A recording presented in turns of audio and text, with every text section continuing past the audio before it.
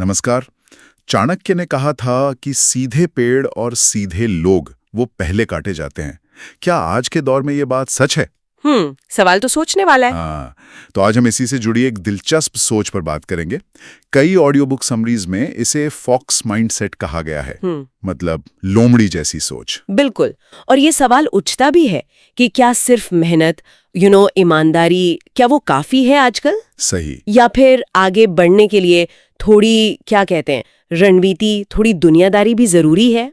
हमारे पास जो ये ऑडियो बुक समरीज हैं अलग अलग चैनलों से, वो इसी तरफ इशारा करती हैं। हाँ, और ये फॉक्स माइंडसेट ये है क्या असल में? क्या सिर्फ चालाकी है या कुछ और भी? हमारे पास कुछ ऑडियो बुक समरीज के हिस्से हैं और एक रेडिट पर डिस्कशन भी मिली है। अच्छा, रेडिट पर क्या बात हो रही है? वहां लोग लोमड़ी के कल्चरल मतलब पर बात कर रहे हैं, पौराणिक कथाओं में, जैसे नॉर्स माइथोलॉजी में, उसके बारे में। दिलचस्प। तो आज का मिशन यही है कि इन स्रोतों के जरिए इस फॉक्स माइंडसेट को थोड़ा गहराई से समझें। हाँ, मतलब इसके पीछे आइडिया क्या है, क्यों इसे जरूरी बताया जा रहा है, और क्या ये आज के टाइम में वाकई काम का है। चलिए देखते हैं, इस सोच की परतें खोलते हैं जरा। तो बचपन से हमें सिखाया जाता है ईमानदार रहो, है ना, सीधे रास्ते चलो। लेकिन फिर चाणक्य की वो बात, इस संसार में सीधे वृक्ष और सीधे लोग ही सबसे पहले काटे जाते हैं। ये थोड़ा कड़वा लगता है सुनने में। लगता तो है। पर इन समरीज में एक पॉइंट ये उठाया गया है कि समाज ना अक्सर दोहरे मापदंड पर चलता है। कैसे? मतलब बातें तो होंगी सादगी की, संतोष की, लेकिन असल में आप देखें तो इज्जत, सफलता वो अक्सर ताकत और पैसे वालों को ज्यादा मिलती है। और वो ताकत या पैसा वो हमेशा सिर्फ सीधी मेहनत से नहीं आता। हाँ, ये तो है। कई ऑडियो बुक्स में भी यही तर्क था कि जरूरत से ज्यादा सीधा होना या भोला होना वो कई बार अपने लिए ही नुकसानदेह हो जाता है। बिल्कुल। जो लोग सिर्फ मेहनत और ईमानदारी के भरोसे रहते हैं वो कई बार पीछे रह जाते हैं, जबकि जो थोड़े होशियार होते हैं, मतलब जो माहौल देखकर सही कदम उठाते हैं, वो आगे निकल जाते हैं। हाँ, हमने देखा भी है स्कूल कॉलेज के टॉपर्स वो भी जिंदगी के दौड़ में कई बार एवरेज रह जाते हैं। क्यों? शायद उन्हें सिर्फ नंबर लाना सिखाया गया, वो दुनिया की चालें समझना वो नहीं सिखा पाए। एग्जैक्टली, वो दिमाग से खेलना नहीं सीखा।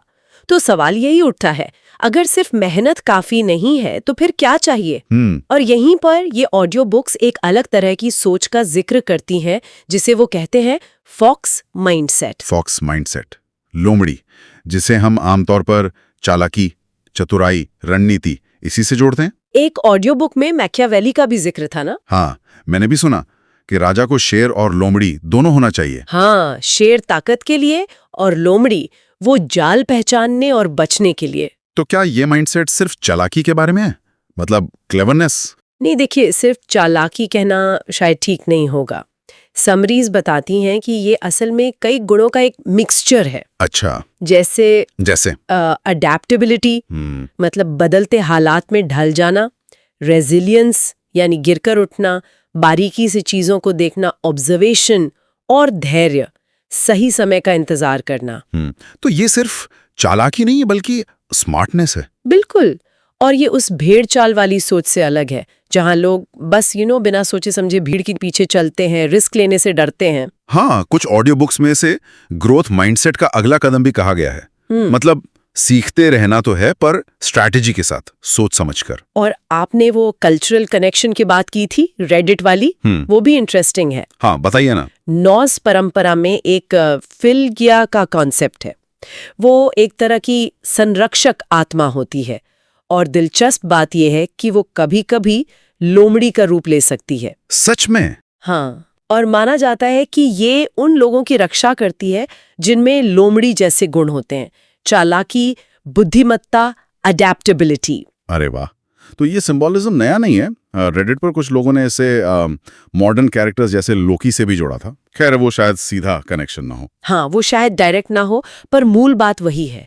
लोमड़ी को बुद्धि और रणनीति से जोड़ा जाता रहा है। ठीक है, तो फिर इस माइंडसेट के जो मुख्य स्तंभ हैं, जो पिलर्स हैं, उन पर बात करते हैं।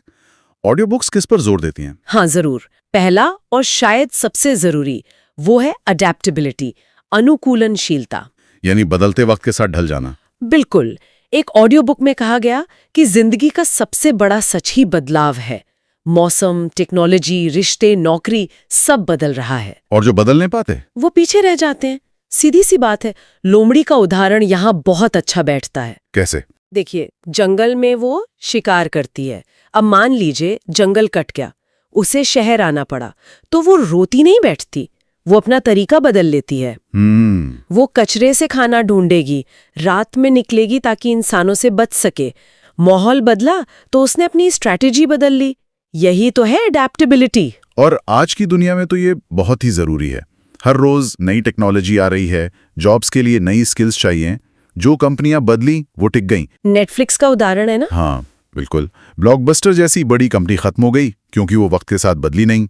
और नेटफ्लिक्स ने डीवीडी से स्ट्रीमिंग पर आके मार्केट बदल दिया। तो ढलना मतलब सिर्फ बचाव नहीं, बल्कि अवसर पहचानना भी है। और वो बांस और ओक वाला उदाहरण भी था शायद। हाँ, वो भी इसी से जुड़ा है।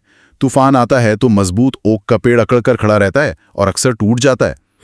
जबकि बांस वो लचीला होता है, वो झुक जाता है और तूफान निकल जाने के बाद फिर सीधा खड़ा हो जाता है।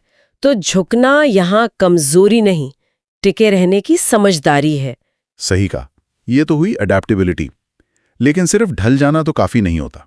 जिंदगी में झटके भी लगते हैं, मुश्किलें आती हैं। तो दूसरा पिलर इसी से जुड़ा है। हाँ, दूसरा स्तंभ है रेजिलियंस। रेजिलियंस मतलब गिरकर उठने की क्षमता। जीवन में असफलताएं तो आएंगी ही, मुश्किलें भी आएंगी।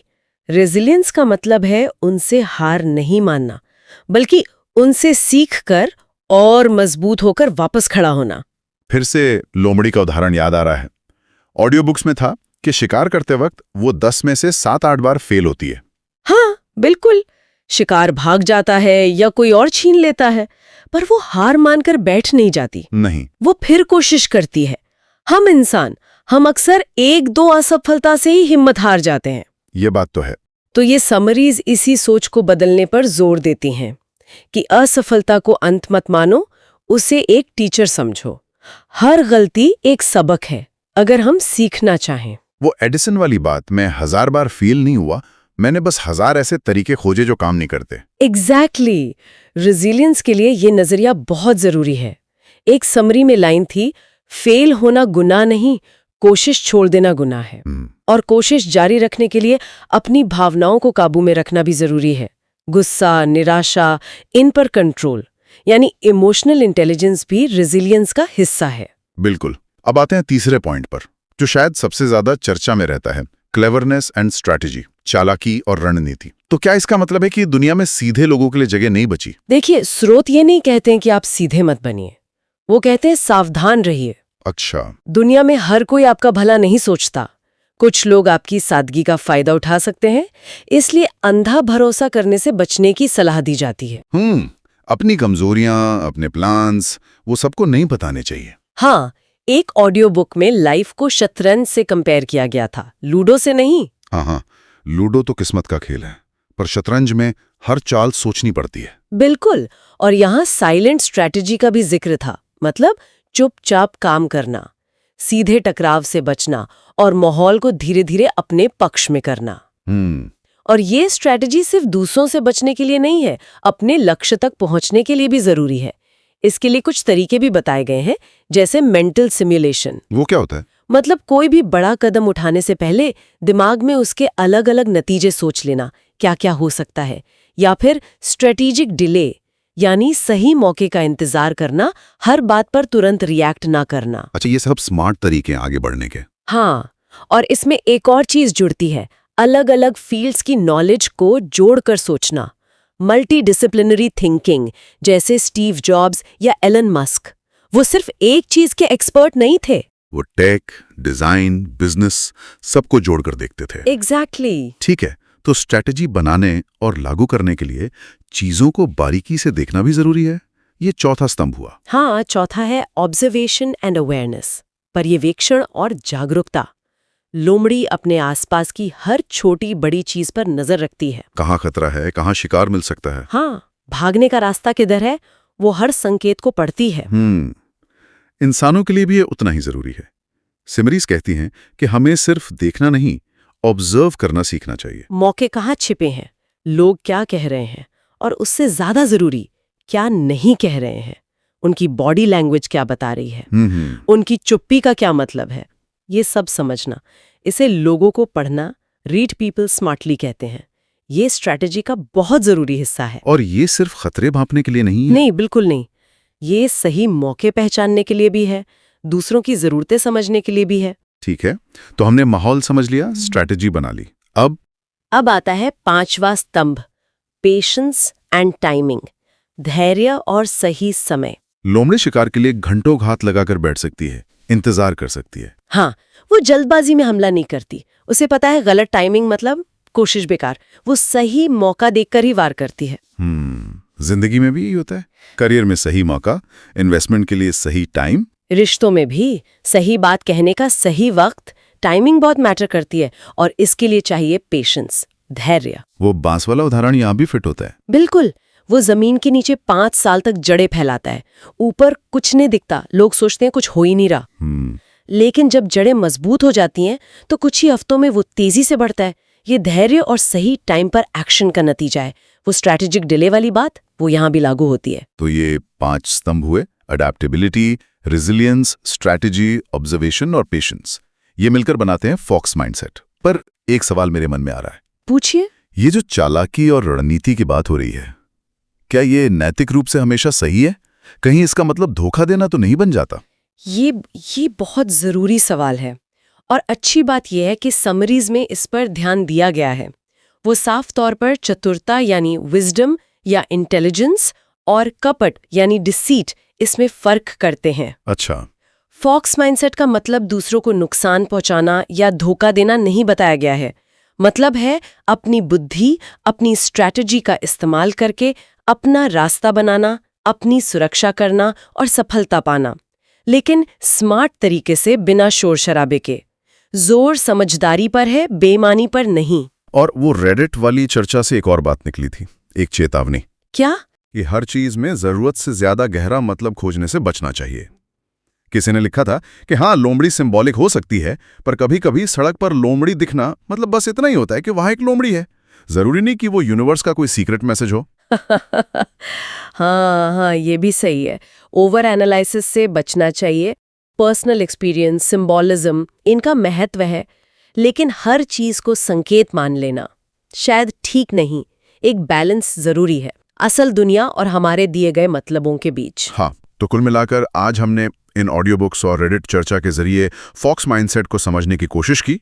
ये सिर्फ चालाकी नहीं है, बल्कि अडेप्टेबिलिटी, रेजिलियंस, स्ट्रैटेजी, ऑब्जर्वेशन और पेशेंस का एक कॉम्बिनेशन है। हाँ, ये सीधी साधी ईमानदारी के साथ साथ दुनिया की समझदारी और चतुराई से जीने का एक नजरिया देता है। ये उन लोगों के लिए एक फ्रेमवर्क हो सकता है जो आज की कॉम्प्लेक्स दुनिया में अपना रास्ता बनाना चाहते हैं। बिल्कुल। ये भीड़ से अलग सोचने, सिचुएशन को एनालाइज करने और सिर्फ हार्डवर्क नहीं बल्कि स्मार्ट वर्क और स्ट्रैटेजी पर फोकस करने को बढ़ावा देता है।